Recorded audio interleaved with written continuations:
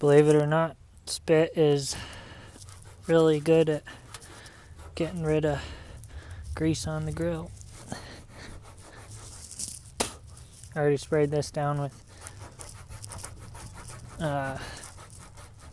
cleaner and it didn't come off very well.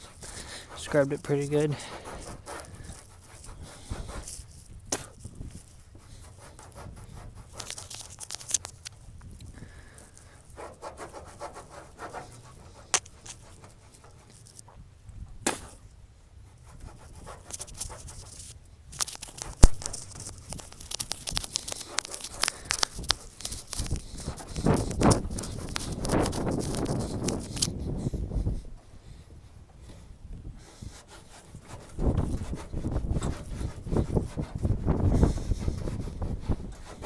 And that's most of the grease there.